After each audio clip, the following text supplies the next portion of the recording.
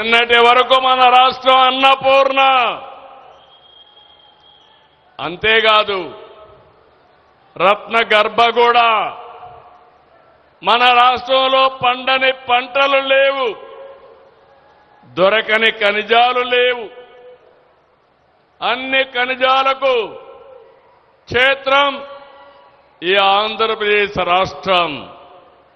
Mangampeta varieties, Rayalaseema lime stone, uranium, Visakha ఏజెన్సీలో bauxite, Chimakurthi Galaxy granite, కుప్పంలో green granite, శ్రీకాకుళంలో బ్లూ గ్రనైట్, గూడూరులో మైకా, ఇంకో పక్క నెల్లూరు జిల్లా అంతా సిలికా, ఉత్తరాంధ్రలో బీచ్ శాండ్, అనంతపూర్ గాని మదనపల్లిలో గాని ఐరన్ ఓర్ ఉంది, కేజీ బేసిన్లో గ్యాస్ ఉంది, పెట్రోల్ ఉంది, ఏలూరు దగ్గర కోల్ మైన్స్ కూడా ఉన్నాయి.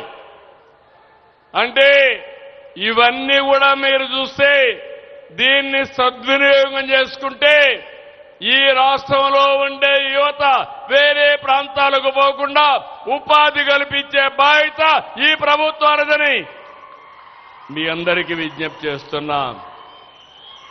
ఇక్కడ గోల్డ్ మైన్ వచ్చింది, సిమెంట్ ఫ్యాక్టరీలు వస్తున్నాయి, ఐరన్ ఓర్తో స్టీల్ ఫ్యాక్టరీస్ వచ్చే అవకాశం ఉంది.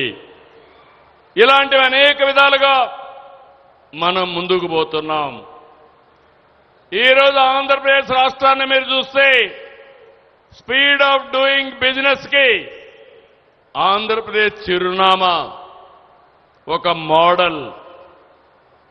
గతంలో గత ప్రభుత్వం వాటాల కోసం, అక్రమ సంపాదన కోసం ఇండస్ట్రీని వేధించి తరివేశారు.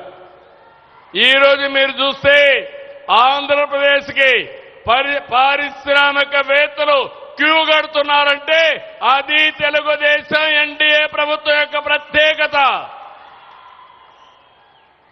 ఒక నమ్మకం వచ్చింది. సీమలో మీరందరూ గుర్తుపెట్టుకోవాలి, తమ్ముళ్ళు ఇన్ని పరిశ్రమలు వస్తాయని ఈ కొండే సీమలో మీరు ఆలోచించారా అని మిమ్మల్ని అడుగుతున్నా. పత్తి కొండలో ఇండస్ట్రీ వస్తుంది, గోల్డ్ మైన్ వస్తుంది, కలలో అయినా ఊహించారా అని మిమ్మల్ని అడుగుతున్నా. అదే విజన్ సీమలో చూస్తే రేపు రాబోయే తిరుపతి దగ్గర ఏవైతే సెటిలైట్స్ ఉన్నాయో అవన్నీ అక్కడి నుంచే ఎగరేసే పరిస్థితి వస్తుంది. అక్కడే ఉత్పత్తి చేస్తాం.